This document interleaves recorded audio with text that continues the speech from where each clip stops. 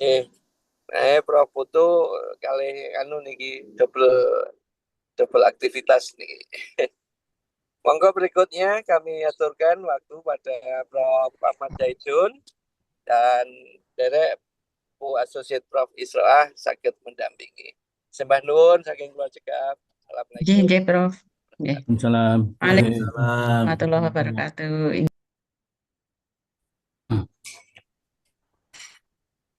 Baik, terima kasih Pak Ketua Sidang, Pak Prof.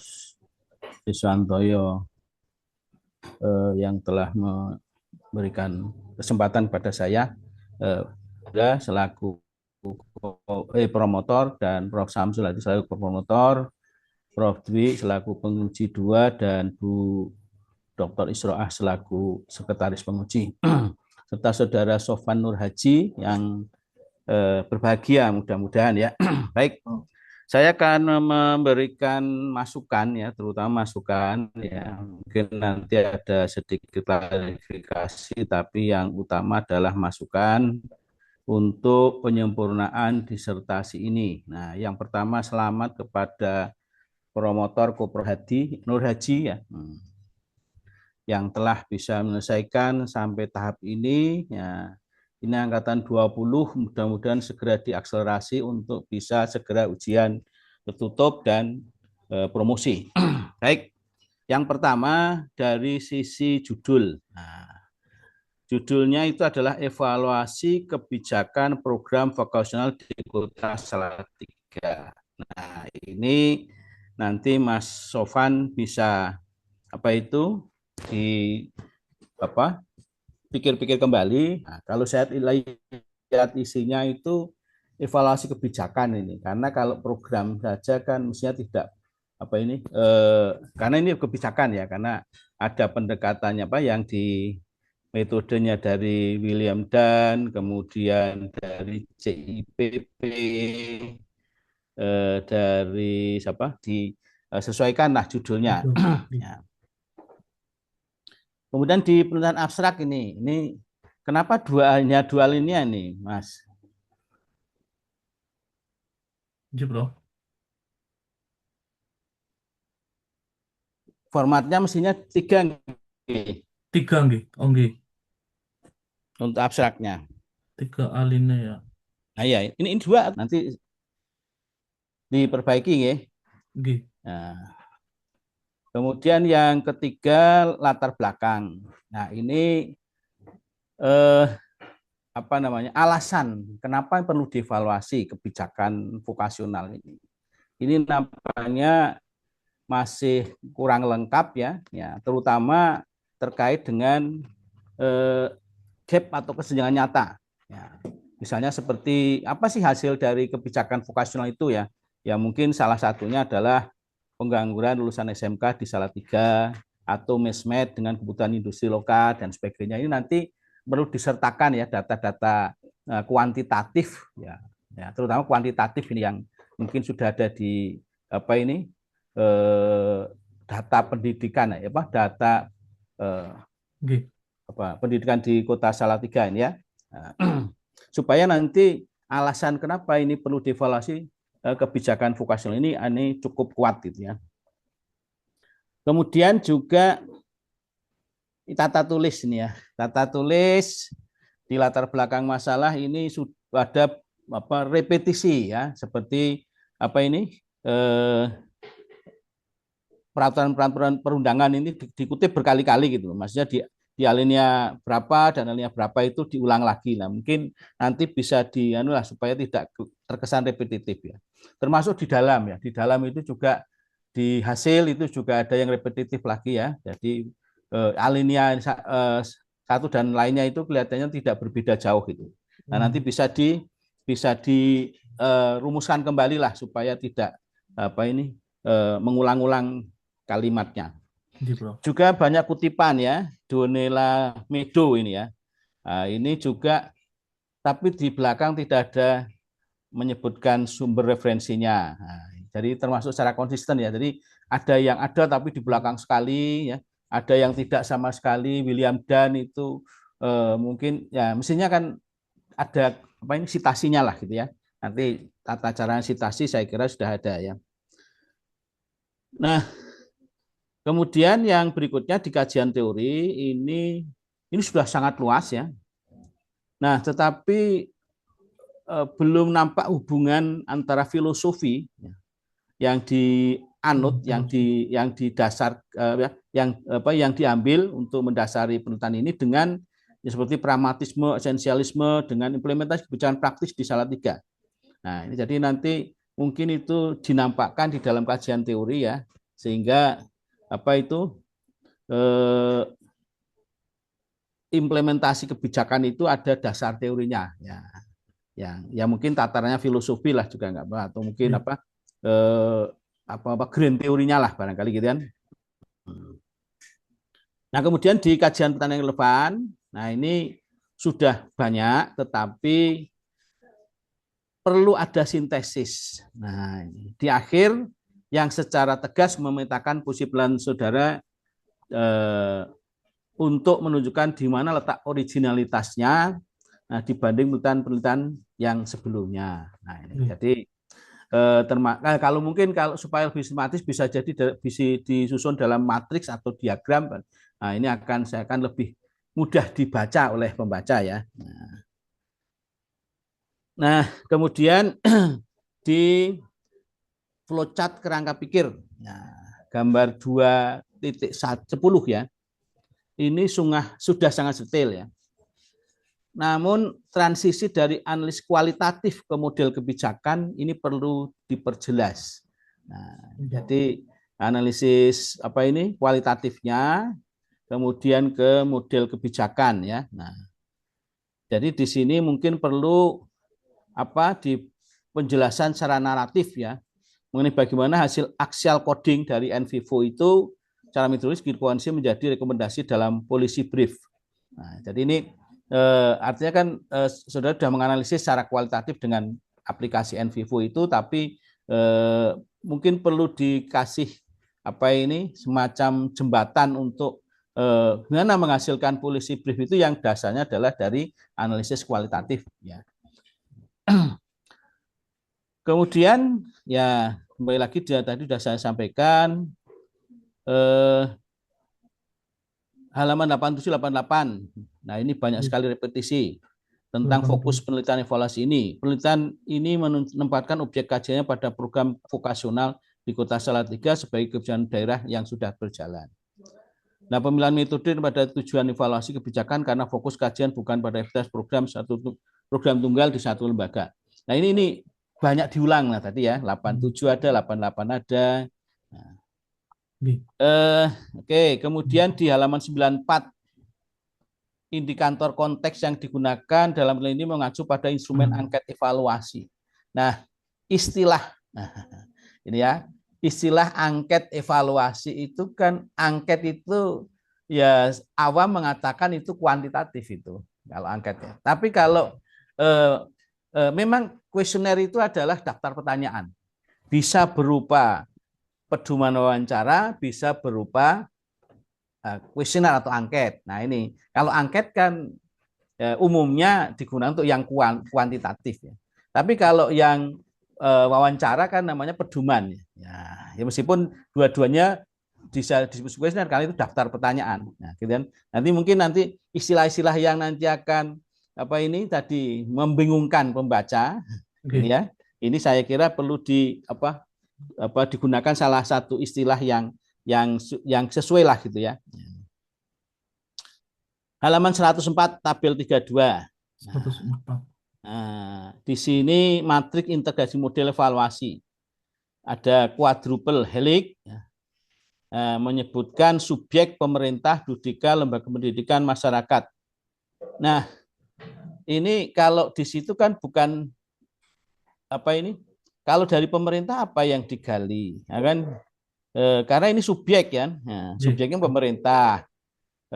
Jadi di sini mestinya matriknya itu bukan subjeknya, tapi informasi apa yang digali dari dari pemerintah, dari Dudika, lembaga pendidikan, masyarakat itu.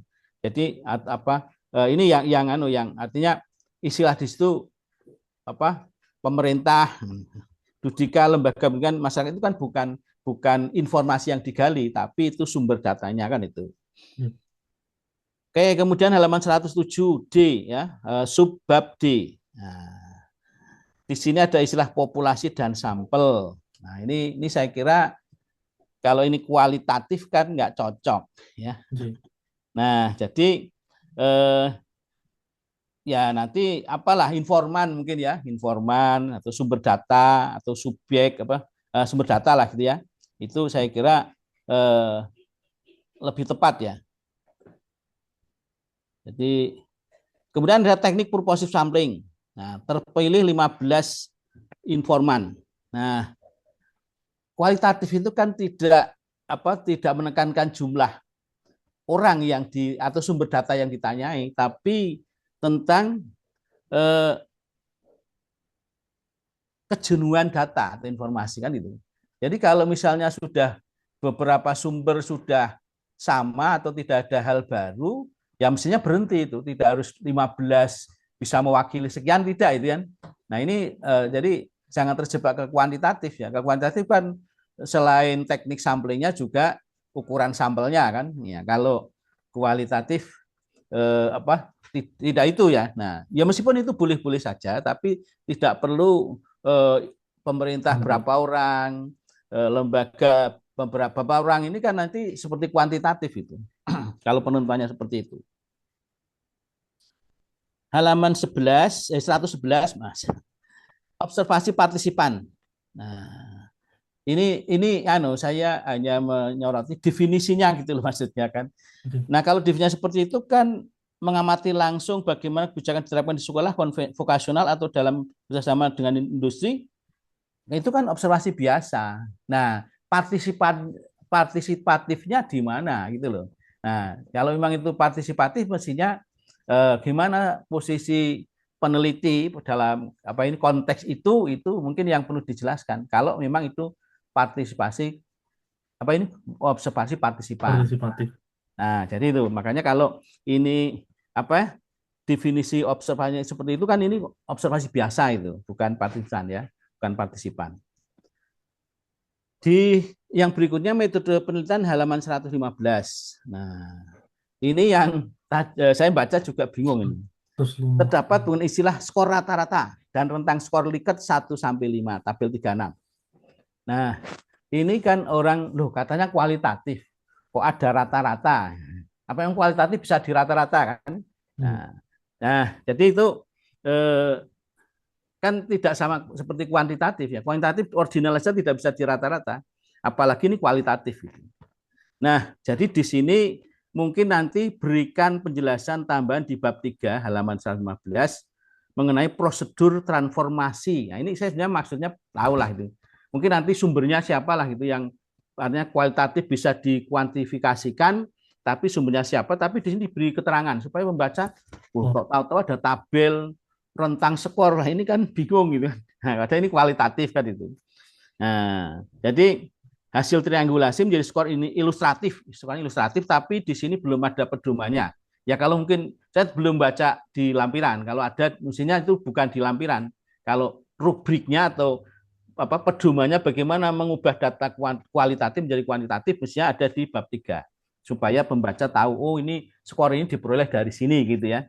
Nah, sehingga angka tersebut adalah indeks interpretatif peneliti, bukan hasil statistik dari penyebaran kuesioner. Karena kan di sini tadi ada angket, kemudian ada rentang skor rata-rata lah. Ini kan kesannya loh ini kok masih pakai angket gitu. Nah, oke. Kemudian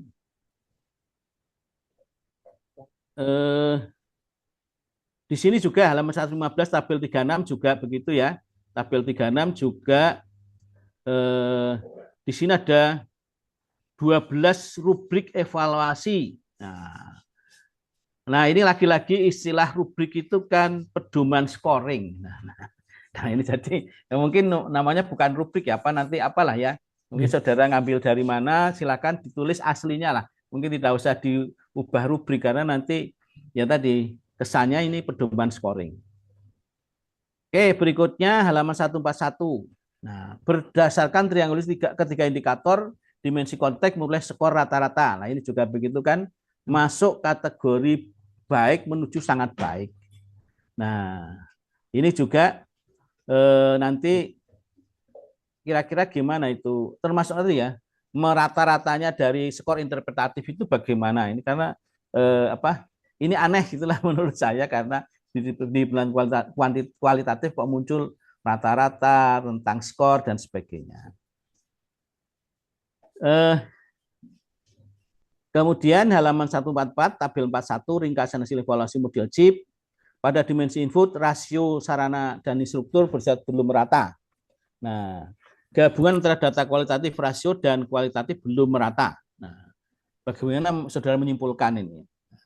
Karena belum merata itu sifatnya kualitatif, ya, tetapi rasio itu kuantitatif. Nah, ini jadi ini nanti mungkin perlu dijelaskan itu. Mungkin di mana ya? Mungkin di hasil juga boleh lah barangkali ya. Gimana dari data kualitatif ini saudara ubah atau menjadi interpretasi skor interpretatif ini sehingga bisa dirunut gitu, makanya tidak muncul tiba-tiba. Kemudian hasil pemilihan dan pembahasan pada beberapa bagian masih bersifat deskriptif, mengikuti hasil wawancara AX1 ya sampai AX15. Nah, sehingga analisis mendalam mengenai leverage point titik ungkit yang bersifat dalam atau deep leverage masih terasa minim dibandingkan penjelasan yang leverage dangkal. Nah, ini jadi nanti ini saya kira di pembahasan ini perlu dibahas ya, sehingga kesannya tidak deskriptif saja gitu. Kesimpulan. Kemudian kesimpulan mengenai kriteria equity atau pemerataan yang mendapat skor terendah perlu diuraikan lebih lanjut solusinya dalam bagian saran. Nah ini, jadi ini artinya nanti di kesimpulan itu muncul seperti itu, di sarannya gimana itu ya. Terutama kemudian yang berikutnya saran bagi pemerintah daerah sebaiknya dibuat lebih operasional. Nah ini ya, jadi mungkin bisa saja disebutkan unit kerja mana yang harus memimpin dan bagaimana integrasi datanya dilakukan antara Disnaker dan Disdikbud misalnya. Nah, kemudian yang terakhir saya kira ini tata tulis, selain tadi istilah-istilah yang mungkin tidak pas, banyak sekali tipu, salah ketik ya. Nah, ini sehingga cukup mengganggu untuk dipahami ini. Nah, kemudian tadi banyak narasi yang besar repetitif di latar belakang masalah maupun di metode penelitian. Tapi bagaimanapun saya mengapresiasi saudara itu PTK ya, nah, PTK, tapi penelitiannya evaluasi kebijakan. Ya pengalaman saya menguji ya, orang PIP aja belum ada yang evaluasi kebijakan ini ya.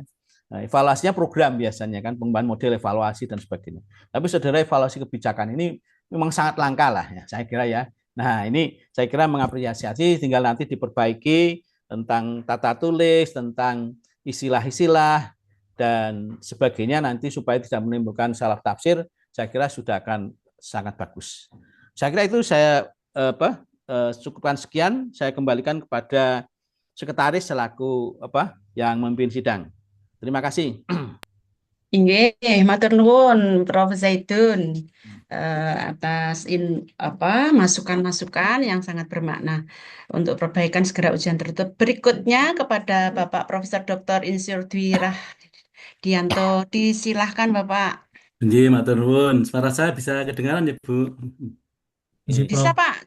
Nggih, terima kasih. Assalamualaikum warahmatullahi wabarakatuh. Waalaikumsalam warahmatullahi wabarakatuh. Yang kami hormati Tim Penguji Prof.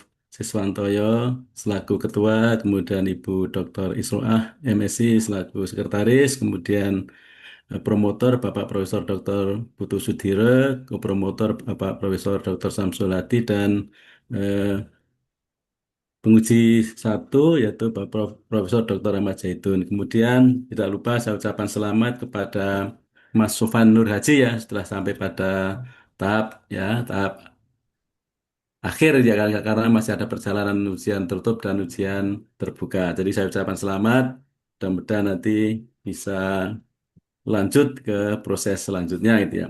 Oke, jadi tadi sudah disampaikan banyak sekali dari Prof. Zaitun, dari sangat apa itu komprehensif ya. Saya kira saya hanya memberikan masukan-masukan terkait dengan apa yang untuk perbaikan atau kesempurnaan dari disertasi ini. Jadi Mas Nur Haji kan ini kan penelitian ini kan terkait dengan eh, fenomena yang ada dalam pendidikan dan pelatihan vokasional yang belum sepenuhnya mendukung pembangunan daerah. Jadi permasalahannya kan permasalahan yang sudah terbiasa kita lakukan ya, yaitu masalah link and match, kemudian belum berbasis potensi daerah, kemudian adanya skill mismatch atau adalah kesenjangan antara skill yang ada di sekolah, di SMK dengan yang ada di dunia industri, kemudian koordinasi stakeholder lemah, belum ada evaluasi kebijakan komprehensif, terutama yang ada di Salatiga itu ya, karena judulnya adalah evaluasi program, evaluasi kebijakan program vocasional di Kota Salatiga. Kemudian yang menjadi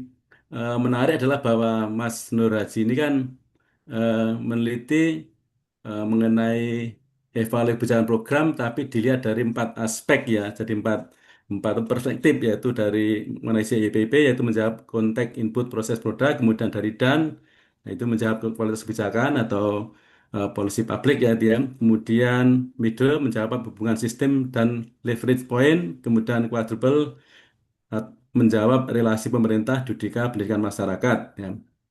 Jadi ada 4 ya. Jadi itu ada 4 perspektif. Jadi ini yang merupakan hal yang mungkin kebaruan ya karena penelitian-penelitian yang sebelumnya kan mungkin hanya melihat satu satu aspek saja, mungkin hanya dari apa itu dari CIPP atau mungkin dari quadruple helix dan sebagainya. Jadi ini merupakan hal yang perlu diperhatikan.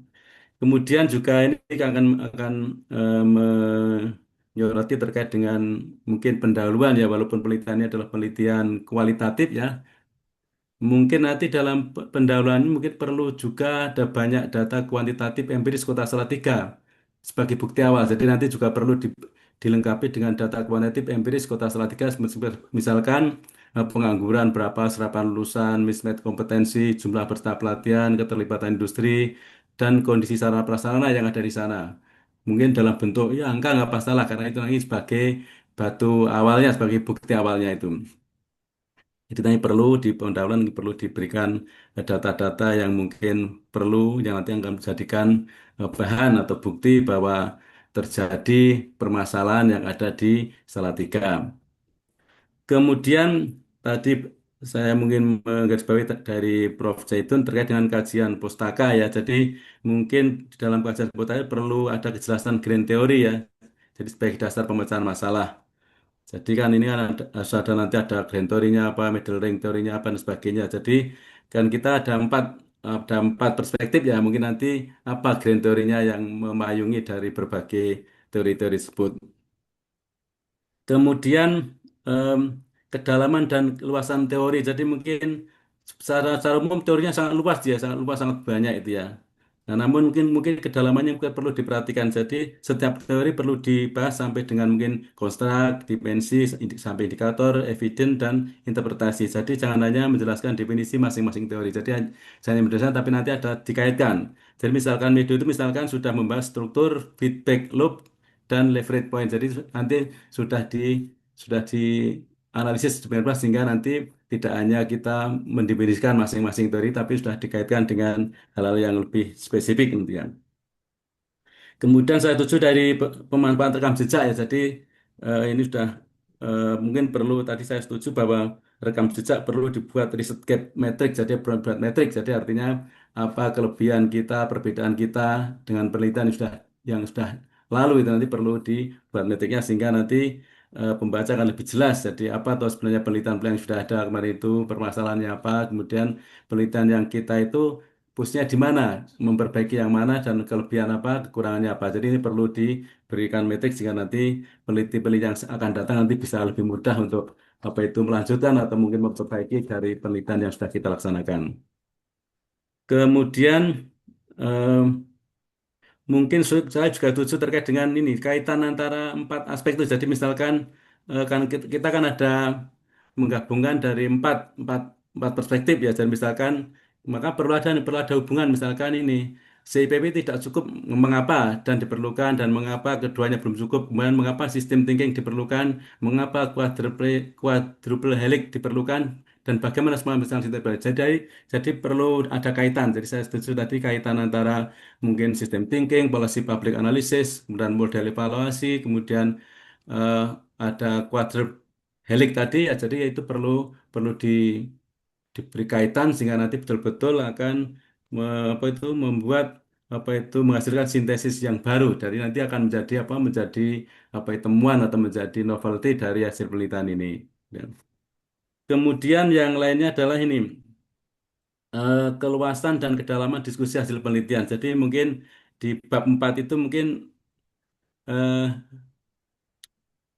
diskusinya atau hasil penelitian pembahasan penelitian itu perlu diperluas dia. Jadi pembahasannya mungkin misalkan teman ini sama dengan penelitian siapa, kemudian berbeda dengan penelitian siapa, mengapa berbeda, kemudian apa penjelasan teorinya dan implikasinya terhadap teori seperti apa. Jadi nanti dikait-kaitan ya. Jadi nanti hasil penelitian itu nanti perlu apa kajian atau pembahasan penelitian nanti perlu di dikaitkan dengan penelitian yang lalu dan sebagainya. Jadi tidak hanya berhenti begitu berhenti seperti data yang ada hasil penelitian. Jadi misalkan temuannya adalah kolaborasi industri kuat pada sekolah yang sudah mempunyai mitra tetap. Jadi kalau sekolah yang sudah mempunyai mitra tetap itu kolaborasinya mesti kuat. Tetapi jangan sampai hanya seperti itu, tapi mungkin perlu dinaikkan levelnya menjadi seperti ini. Misalkan hasil tersebut menunjukkan bahwa kolaborasi vokasional bukan semata-mata fungsi keberadaan regulasi, tetapi dipengaruhi oleh mekanisme institusional dan feedback. Dengan demikian, keberadaan MOU tidak cukup menjadi indikator kolaborasi substansi. Jadi artinya MOU itu belum tentu menjadikan kolaborasi dengan itu kuat. Jadi nanti harus harus dibahas secara detail sehingga nanti hasil penelitian itu betul-betul nanti bisa karena ini penelitian kualitatif ya, jadi harus betul-betul dibuat sedetail mungkin nanti.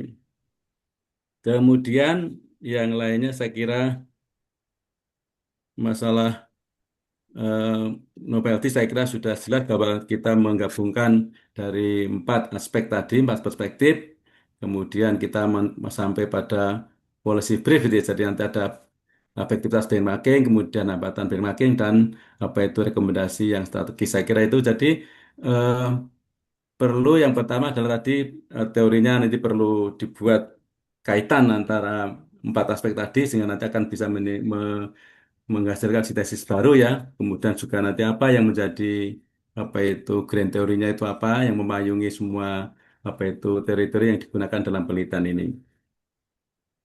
Kemudian yang lain saya kira sudah banyak sekali disampaikan Prof. Zaitun terkait dengan metodologi. Saya kira sudah sangat saya setuju. Kemudian masalah tertulis juga nanti banyak yang tidak konsisten, misalkan ketik piring, banyak tipe yang salah dan sebagainya itu nanti perlu dicermati lagi. Yang penting nanti Mas Sofan Nur Haji nanti perlu mencermati sekali lagi terkait dengan buku pedoman disertasi tahun 2023 UNJ itu ya, jadi perlu dicermati lagi. Saya kira itu yang bisa saya sampaikan. Mohon maaf karena undangan baru kemarin, jadi saya mungkin belum bisa membaca secara tuntas ya. Mudah-mudahan nanti dari hasil masukan yang mungkin nanti saya kirimkan, mungkin nanti bisa lebih memberikan kesempurnaan untuk eh, disertasi ini. Saya kira itu yang saya bisa sampaikan. Mohon maaf. Assalamualaikum warahmatullahi wabarakatuh. Waalaikumsalam Waalaikumsalam warahmatullahi wabarakatuh. warahmatullahi wabarakatuh. Nggih. Matur nuwun Prof. Dwi sudah menyampaikan inputnya untuk Mas Sofan nggih. Sambil meskipun ini sudah direkam, Mas Sofan juga akan mencatat bagian-bagian yang akan disempurnakan. Mohon izin Prof, Bapak-bapak semuanya. Berikutnya adalah untuk sekretaris ya untuk menyampaikan inputnya. Nggih. Yang pertama, tolong ya judul itu mesti diketik dengan kapital ya Mas Sofan ya. Eh, Penelitian itu dilakukan mesti memiliki tujuan. Ini supaya apa namanya nanti linier. penelitian dilakukan memiliki tujuan, lalu nanti tujuan itu linear dengan hasil, lalu hasil itu akan nanti akan diturunkan pada nilai manfaat siapa pengguna. Ya, itu ada manfaat penelitian, makanya ada tujuan penelitian, ada manfaat penelitian. Nah, itu nanti linier ya. Yang pertama judulnya sudah ada, lalu tadi apa namanya latar belakang dan seterusnya sudah ada. Ini saya akan melihat manfaat evaluasi ya, evaluasi kebijakan itu bagi Pemda ada 3 ya, bagi pengambil kebijakan, lalu bagi PTK. Bagi PTK untuk kita, untuk lembaga kita itu sebenarnya dengan adanya penelitian itu manfaatnya apa? Tadi Prof. Zaidun menyampaikan kalau ini sangat bermanfaat. Apa Prof. Dwi ya tadi menyampaikan ini kebijakan itu belum banyak yang meneliti di bidang apa prodi kita di PTK nggih. Nah, nanti manfaat evaluasi itu terkait dengan saran, ada temuan, ada sarannya gitu nggih. Ini kalau tadi ada Prof. Zaidun menyampaikan ada sebenarnya kalau kualitatif itu kan apa namanya informan atau subjek penelitian. Namun dalam panduan itu memang ada subbab namanya populasi dan sampel gitu. Jadi kita nanti apa namanya sebenarnya tidak ada populasi dan tidak ada sampel, namun adanya subjek penelitian ya. Nah, tapi di pedoman ada. Jadi bingung ya Mas Son Haji ya. Oke, Bu. Di pedoman ada subjek dan populasi dan sampel. Nah, di situ populasinya adalah dinas Dikbud, Dinas Tenaga Kerja, Bapeda. Yaitu ada 4 ya populasinya. Oke. Akhirnya tadi disebutkan ada 15 sampel ya memang apa namanya kualitatif itu purposive sampling, namun sesungguhnya kalau data itu sudah dijawab oleh apa informan, akhirnya jawabannya sama atau namanya sudah jenuh, maka 10 pun boleh. Yang penting apa namanya? Semua unsur sudah tercukupi. Unsur-unsurnya siapa toh tadi? Ada guru, ada kepala, ada masyarakat, ada Dudi gitu nggih. Nah, Oke. itu nanti data apa yang diperoleh dari apa namanya? Informan itu ya. Jadi kalau dilihat informannya itu ada 15 ya. 15 terus nanti disebutkan kriteria informannya banyak sekali ya itu ya. Nah, oke. Berikutnya tentang eh, apa ya? Metode penelitiannya. Metode penelitiannya menggunakan apa? Studi kasus. Kualitatif via studi kasus ya. Nah, MBK. memang untuk studi kasus itu kan memang kesimpulannya ya hanya berlaku pada apa kasus tersebut tidak bisa digeneralisasi, tapi nanti mungkin bisa diterapkan di tempat yang lain. Nah, di situ eh studi kasus yang menggunakan olah datanya menggunakan in vivo ya, Mas Sofan ya. Oke, Bu. Oke. Kalau menggunakan in vivo itu bisa dibuat network enggak, Mas? Saya taruh di lampiran kebetulan, Bu. Oh, di lampiran ya. Oke. Nanti saya. Kebetulan juga tidak ada lampirannya. Sebenarnya karena tadi teknik pengumpulan datanya dengan wawancara. Teknik utamanya dengan wawancara ya, Mas Sofan ya. Ji, wawancara. Ya.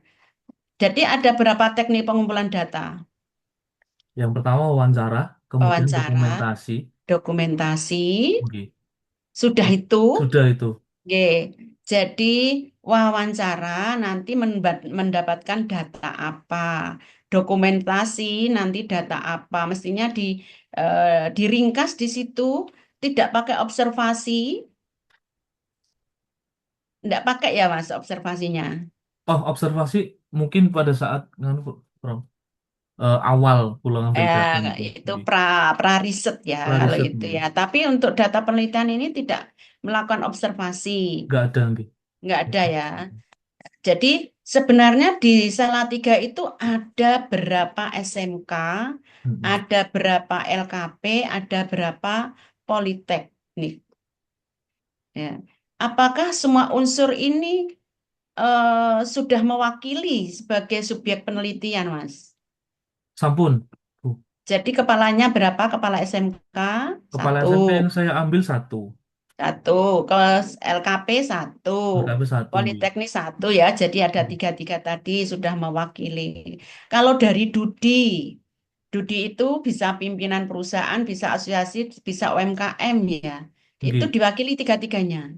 Dudi yang industri manufaktur dua, yang satunya UMKM, Bu. Itu yang diambil pemimpinnya ya, pimpinannya ya. Nggih, Nah, pimpinan direktur. ini ini data yang teknik pengumpulan datanya menggunakan wawancara, nggih. Wawancara open-ended. Nah, ya, jadi wawancara. Sayangnya saya tidak bisa melihat seperti apa tabel apa namanya kuesionernya. Oh kok kuesioner? Apa panduan atau pedoman wawancara, nggih? Panduan wawancara. Tuh, sebenarnya ada ya. Nah, Divalidasi enggak, Mas, untuk panduan wawancara? Karena memang apa namanya ini ya instrumen utamanya kan wawancara. Ya, kalau open-ended perlu divalidasi mboten nggih, Bu? artinya konsultasi dengan sudah konsultasi dengan promotor ya, sudah Nggih.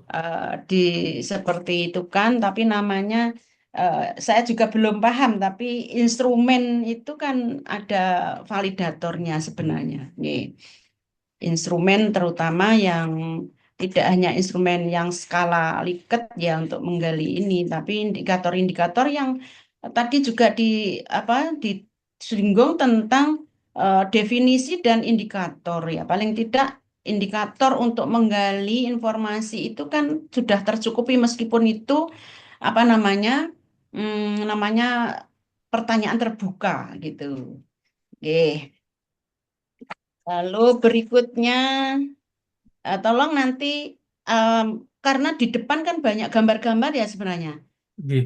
Sudah gambar itu dengan AI ya Mas ya. Itu pakai Corel, Bu. Oh pakai Corel nih. Nggih.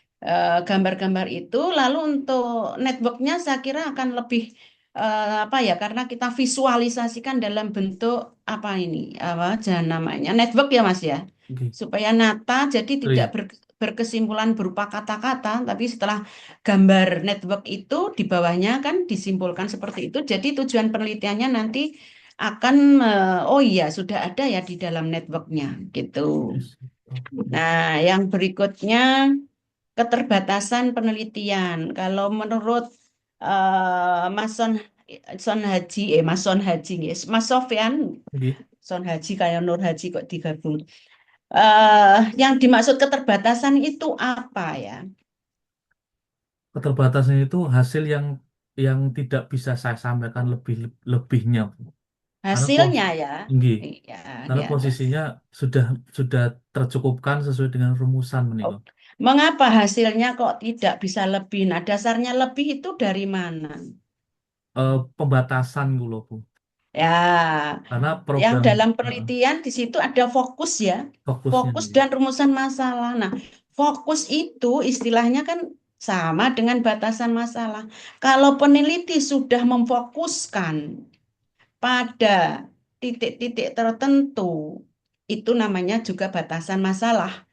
Sudah dicukupkan di situ. Metodenya dan seterusnya sudah dirancang dalam metode di bab 3. Nah, jadi kalau di situ ada keterbatasan masalah itu adalah ketidakmampuan apa perolehan data karena sesuatu ya perolehan data yang sudah dirancang dalam metode atau sudah tertulis dalam fokusnya tadi ya misalnya sebenarnya mau ke Pemda tapi tidak ada satupun Pemda yang bisa ditemui gitu Berarti itu namanya keterbatasan. Artinya apa? Informan dari Pemda tidak ada yang mewakili. Itu namanya keterbatasan. Jadi keterbatasan yang tertulis di dalam halaman 174 itu satu, desain penelitian menggunakan studi kasus. Nah, ini kan memang sudah didesain, Ji. ya kan? Oh iya. Ya, itu bukan keterbatasan karena memang peneliti sudah membatasi peneliti menggunakan studi kasus. Lalu yang kedua tidak ada, tapi ngerti-ngerti yang ketiga. Yang ketiga, oh ada. Kedua, desain Kedua, penelitian desain bersifat cross-sex. Itu cross-sectional. keterbatasan ya. Lalu, nah di situ saya kira ini kan sudah dirancang ya, Mas.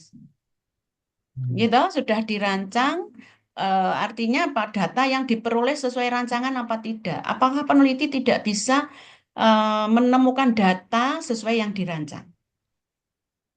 Iya. Sepertinya seperti itu ya. Sehingga nanti memang di dalam studi kasus memang hanya pada ruang lingkup penelitian itu saja, nggak bisa digeneralisasi. Ya, ini lalu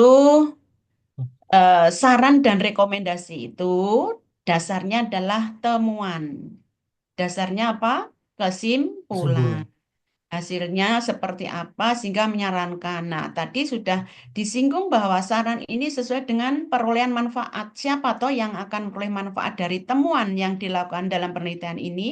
Dari Pemda, boleh. Lalu yang kedua dari Dudika. Judika. Apakah sudah sesuai dengan manfaat penelitian di bab satu? Sesuai. Belum ya, di Iya. bab satu itu hanya menyebutkan pengambil kebijakan. Nah, siapa tahu pemanfaat siapa manfaat penelitian ini nanti bermanfaat untuk siapa? Di Pemda berarti Bu. Kalau pengambil kebijakan berarti dijelaskan di awal ya, dirubah jangan pengambil kebijakan gitu. Lah, sebutkan saja karena ini kan nanti apa namanya ya, saran itu pemeroleh manfaatnya siapa sesuai dengan saran yang akan diberikan. Gitu ya. Iya. Manfaat penelitiannya eh, ada di mana ya? Rumusan masalah. Nah, ini manfaatnya. Manfaatnya bagi Pemda, bagi pengambil kebijakan di Oke. halaman 25 itu. Terus hanya dua, Mas. Hmm. Manfaat penelitiannya hanya dua, ya. Oh, Sebaiknya perlu ditambahkan nanti si linear dengan apa? Saran sarannya. gitu, Ge. Misalnya memang apa manfaat untuk Dudika? Apa manfaat untuk lembaga pendidikan? Lembaga pendidikannya kan banyak ya tadi. LKP, Lah ya, itu formal dan non masing-masing formal. apa sama? SMK saja bisnis manajemen dengan non bisnismen juga berbeda loh karakternya. Lalu masyarakat itu siapa, Mas? Ini sarannya. Masyarakat itu yang punya komunitas. Bu. Oh, Oke. ya Jadi sebutkan siapa yang disebutkan gitu tadi kan detailnya. apa ya pengambil apa namanya ya, yang disebut informannya wakil dari masyarakat itu tadi siapa? Yang punya Dari komunitas Korea Toibah niku. Jadi semacam Oh, yang NGO. itu sekolah alam itu ya? Enggih, Korea Toibah Bu. Yang Oh, NGO, semacam NGO niku. oh, yang sekolah alam itu masyarakat. Padahal tadi masyarakat diwakili oleh siapa tadi? Ada unsurnya dari oh, Kalau yang masyarakat yang lain yang alumni, pengguna alumni, Bu. Kayak misalnya di hmm, UMKM, satu contoh sekaligus dengan yang punya UMKM saya wawancara meniko. begitu Jadi ya. misalnya dia Hmm, lulusan SMK sudah bekerja di situ misalnya sebagai penjahit hmm. atau sebagai yang lain. Apakah seperti Korea Thaibah itu termasuk lembaga vokasi ya, Mas? Korea Toyibah itu dia kalau dasar hukumnya itu perkumpulan Bu, Oh, komunitas ya. komunitas Nggih. sendiri. Jadi dia Hmm, mendatangkan eh, misalnya asesor, misalnya mau ada videografi, nanti hmm. ada pelatihan, kemudian ada sertifikasinya meniko. Oh, ya, eh, lebih mendekat pada vokasi ya. Nggih, vokasi. Sepertinya karena di situ ada keterampilan macam-macam sesuai dengan pilihan siswa ya. Kalau hobinya pertanian ya Nggih, nanti didatangkan diarahkan pertanian pelatihan gitu. pertanian. Oh Kalau gitu. hobinya saat itu, saat saya ngambil data itu ada pelatihan videografer. Mm-mm, ya. Itu juga ada latihan dongeng macam-macam ya. Nggih. Waktu tahun 2000 berapa itu sudah ada CD yang diproduksi oleh Korea Oh Toyibah. ya, Jadi, baik. nggih, saya kira itu ya, tolong lampirannya disertakan juga tidak bisa melihat apa seperti tadi ya hasilnya seperti apa meskipun di lampiran itu sudah ada networking nanti networking bisa ditarik karena tidak berapa network itu Mas ada berapa Ada aksial, ya nggih. berapa macam ada berapa kalau dibawa masuk itu bagaimana Ada 6, Bu. 6 sesuai dengan apa namanya tujuan penelitian ya untuk Nggih. menjawab menjawab rumusan masalah ya Betul. pertanyaan penelitian ya. Nggih, Bu. Jadi nanti linear dengan kesimpulan. Gitu, Ge? Nggih. Ge. Oke, saya kira itu sedikit informasi input dari saya. Untuk selanjutnya adalah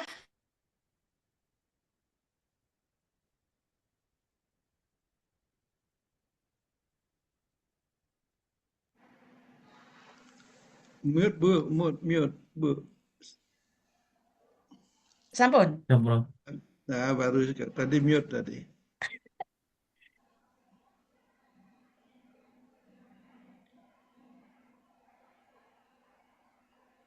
Sampun, Prof. Sekarang sudah Oh, tadi sudah. terakhir tidak terdengar apa anunya. Oke, oke. Monggo Bapak untuk menyampaikan apa inputnya dari apa dari disertasi ini. Sebagai promotor ya Bapak. Oh, nggih, matur nuwun, Bu Sekretaris, Prof. Ahmad Zaidun, terima kasih. Prof. Dwi juga terima kasih. Juga Associate Profesor Isroah sudah banyak memberikan pandangan-pandangan, masukan-masukan ya, Mas Sopan. Nggih, Bro. Jadi apapun tolong ingat disertasi ini akan menjadi data digital panjenengan ya, yang nanti akan selamanya ada ya di repositori UNY khususnya ya. Maka oleh karenanya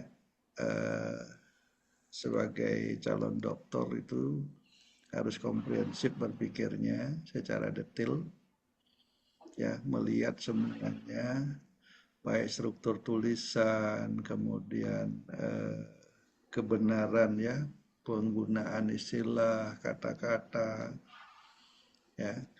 Nah, contoh di sampul itu coba lihat ada kesalahan apa, tahu nggak di sampul itu?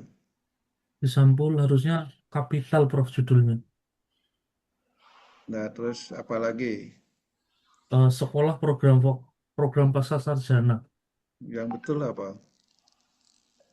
Sekolah program pasca sarjana nih. Oh, itu kan ngawur toh. Di mana dapat itu? Nggak ada sekolah program pasca sarjana ya.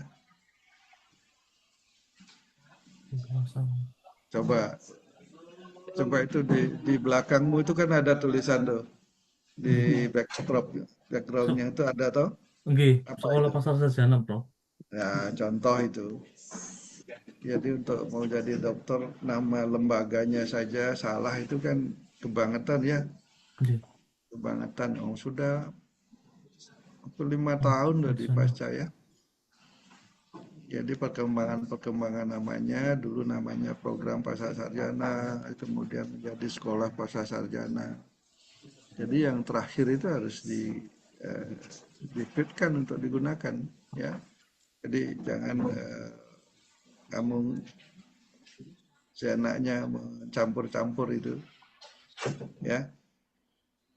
Nggak cermati itu dengan apa lengkap ya. Nah, berikut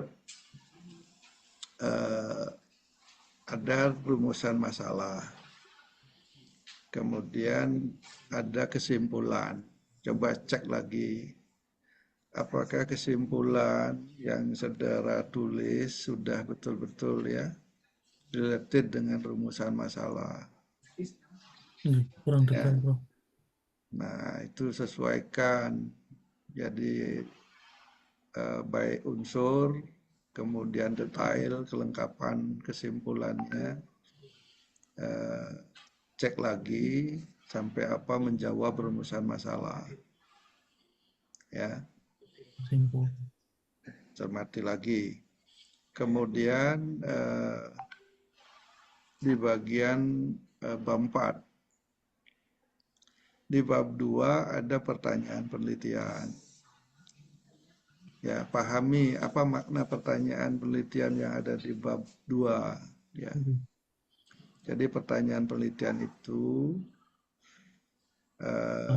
formulasi ya atau pertanyaan yang diurai secara lebih mendalam dari rumusan masalah secara teoritik ya,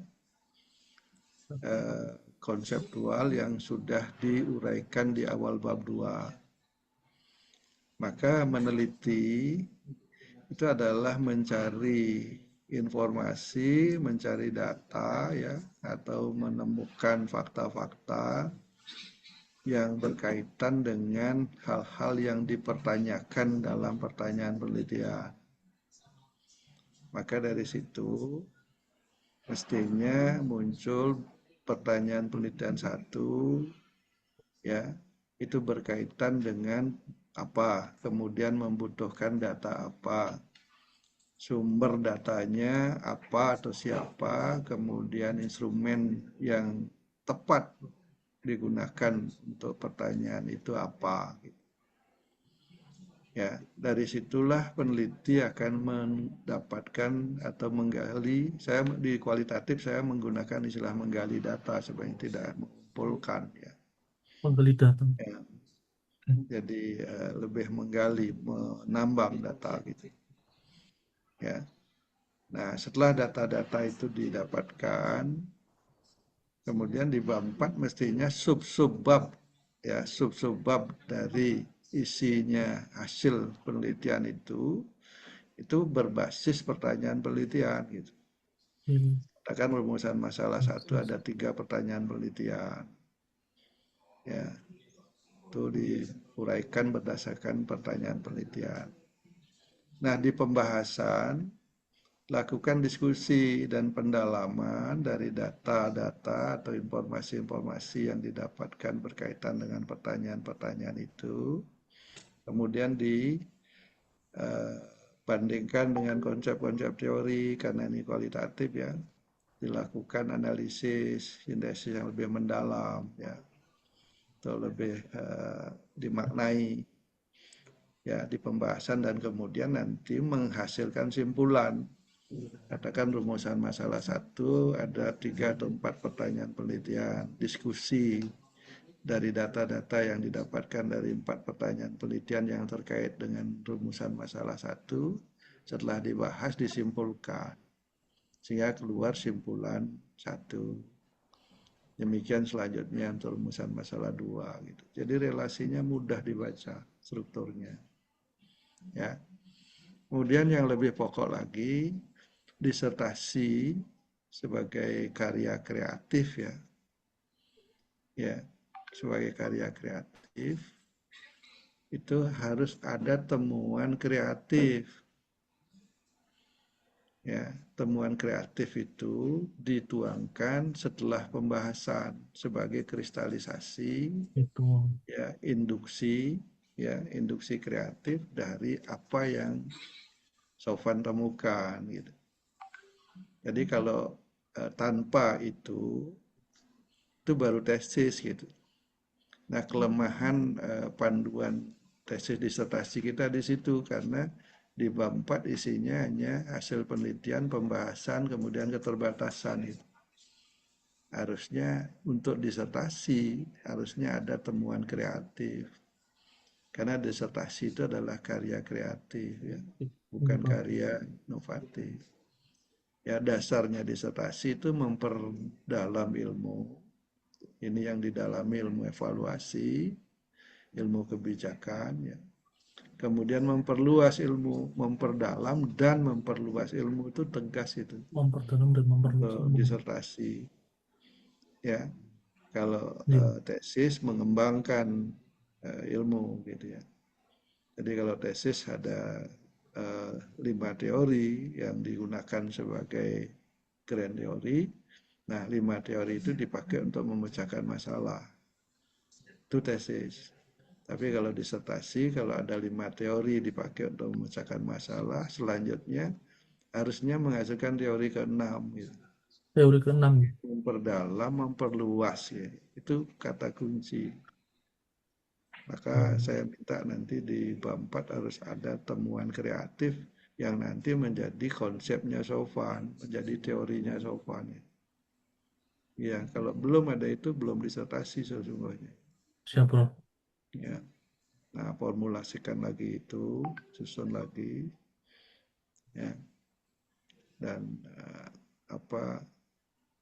saya minta konsistensi ya.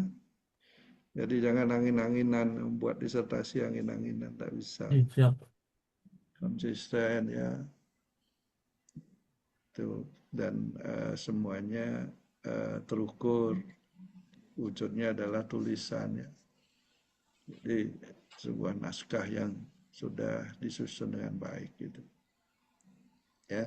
Jadi terhadap masukan-masukan tadi baik dari Prof. Ahmad Jahidun, Prof. Dwi Rahdianto gitu. Nanti disusun dan juga dari Bu Dr. Isroa. Nanti disusun, dimatrikkan ya. Ya. Kemudian dikompilasi. Itulah yang nanti dipakai untuk perbaikan ya. Di Siap. samping apa-apa yang tadi saya sudah sarankan. Baik Ibu, Bu Isroa dari saya itu. Ini saya sampaikan Mas Sofan ini dapat PDD ya, untuk penelitiannya dapat PDD, tapi agak beling ini nggak mau langsung lulus gitu. Jadi telah dapat terus enggak kabur hilang lama gitu. Oke, monggo matur nuwun. Turun, Prof. Matur nuwun, Prof. Kabur kemana Mas Sofan? Selama selama tidak jadi dosen, serabutan, Bu. Tidak jadi dosen terus rabutan, apapun Nggih. diambil gitu ya. Nggih. Oke. Untuk berikutnya kepada Bapak Profesor Samsul Hadi, dipersilahkan. Iya, terima kasih. Assalamualaikum warahmatullahi wabarakatuh. Waalaikumsalam warahmatullahi wabarakatuh. Saya hormati Ketua Penguji Prof. Dr. Siswantoyo MPes Saifu, Sekretaris Penguji Bu Dr. Isroa, kemudian Penguji 1 Prof. Dr. Ahmad Zaidun, Penguji 2 Dr. apa ini? Prof. Dwi Rahdianto. Oh, iya. Dr. Pak Dwi ya, Prof. Dwi ya, ini saya baca di undangan masih Pak Sudirman SPD MPD ini. Kemudian promotor Prof. Kudu dan yang saya banggakan ini Mas Sofan Nurhaji. Ya, selamat ya Mas ya, sudah Terima sampai kasih, Prof. kelayakan ya diselesaikan dengan segera. Tapi nyandak enggak kira-kira wisuda bulan ini ya? Tidak nyandak, Prof. Sepertinya Oktober Oh ya, enggak yang apa-apa. Ya.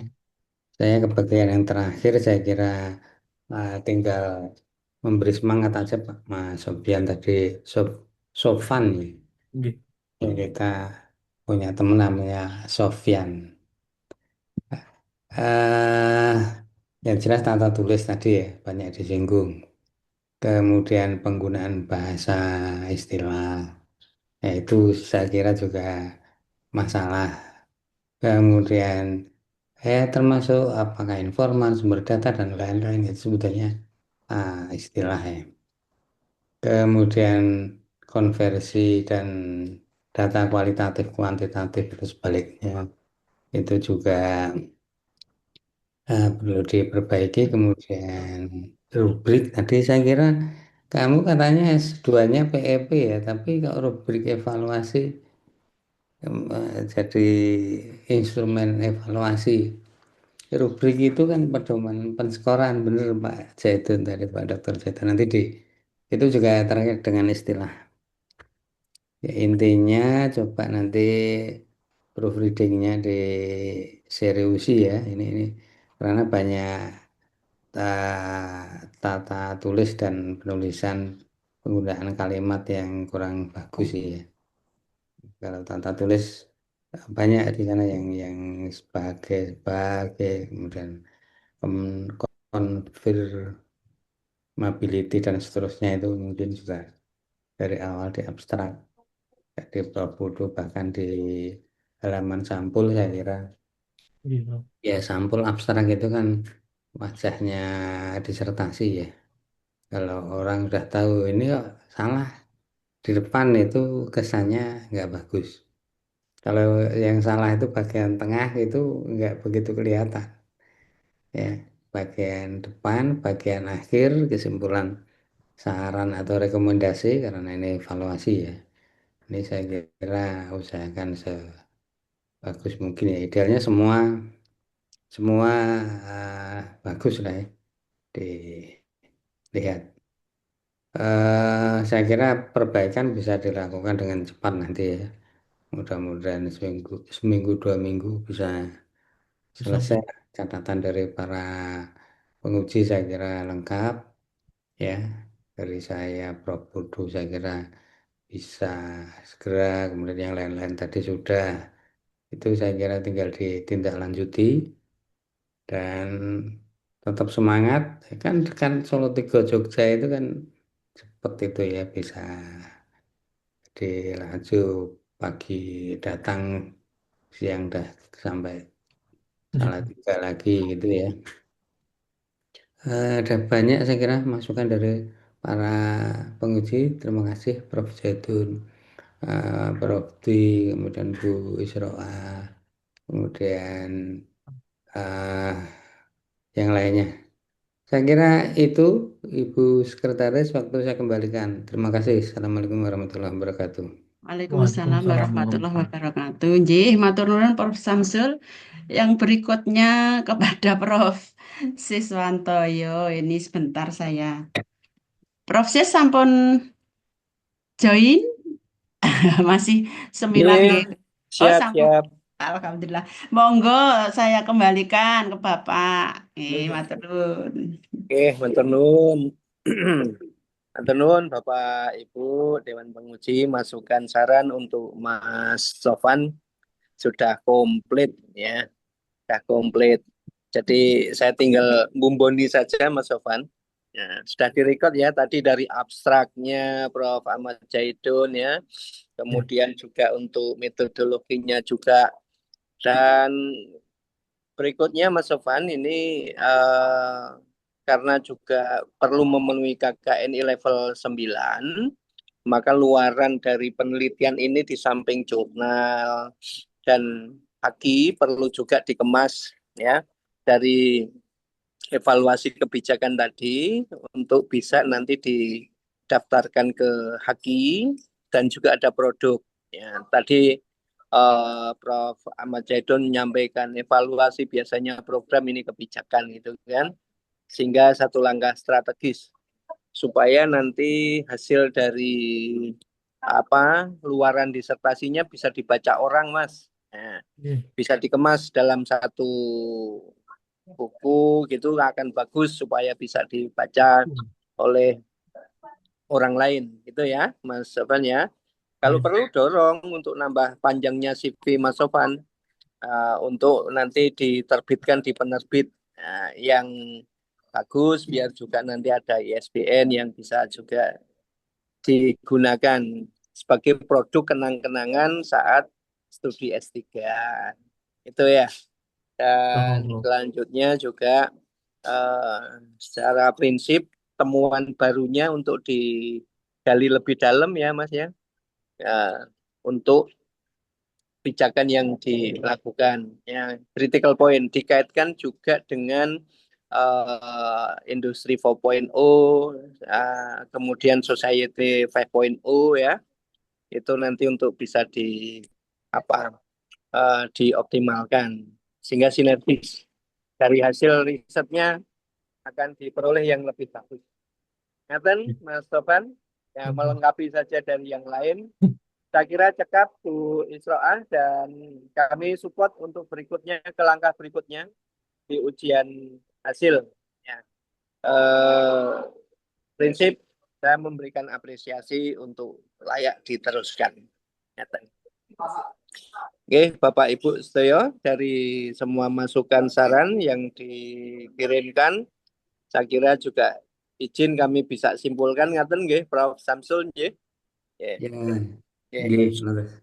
Baik, Mas Sofan, dari naskah yang ada, masukan saran dari para dewan penguji ya yang sudah dikumpulkan dan kami simpulkan bahwa ujian kelayakan Mas Sofan pada pagi hari ini dinyatakan layak dengan perbaikan. Ya, perbaikannya jangan lama-lama, nanti tidak keburu lupa lagi catatan dan recordingnya. Kalau mungkin yang dituliskan dari Bapak Ibu Dewan Penguji ada yang kurang, ada yang disampaikan secara oral, itu sebagai referensi untuk perbaikan. Gitu ya, Mas Sofan ya. Selamat sukses. Langkah berikutnya, kalau tidak nutut ikut yang wisuda Agustus, ya nanti di wisuda Oktober. Ya, masih cukup waktu. Ya, saya kira ini langkah yang bagus, semoga dimudahkan semuanya. Ibu, Bapak, Terima kasih. ya, matur sembah nuwun semuanya. Monggo kita apresiasi dan kita akhiri dengan doa syukur bersama, disilahkan. Alhamdulillah. Amin. Amin. Yes, Mbak Nun. Assalamualaikum warahmatullahi wabarakatuh. Waalaikumsalam warahmatullahi wabarakatuh. Matur nuwun Prof, Matur nuwun, Prof. Bapak-bapak. Prof Samsul, Mohon Prof Putu, izin. Prof Ahmad Zaitun nih, Pak Prof Nih, Susantoyo. selamat ya Mas Sofan ya, walaupun baru baca kemarin sore, jadi belum tuntas. Siap, Prof, Maaf perbaikan. nih. Ya. Terima Bapak, kasih tolong, para penguji. tolong rekaman ini diminta atau didapatkan. Sampun kula rekam, Prof. Alhamdulillah. Kalau sudah rekamannya nanti dinarasikan ya, buat masukan-masukan tadi apa. Nah, kalau sudah nanti datang ke saya, datang ke Prof Samsul, ini masukannya gitu. Siap. Ya. Ojo Besok, ngawur Prof. kok sak karepmu revisi nanti. Baik, izin live nggih. Izin review. Mohon Terima kasih, izin. Prof. Izin live nih. Terima kasih. Pak Sofan, saya end meeting nggih. Ji, Panton. Segera revisi nggih, Pak. Siap, Panton. Nggih, Untuk napa ujian tertutupnya nggak usah lama-lama. laksanakan. Oke, Entek ngoten duit. Pak. Entek duit. Ya, Nggih, nggih. udah ngerampung. Halo, Assalamualaikum warahmatullahi wabarakatuh. Waalaikumsalam warahmatullahi wabarakatuh.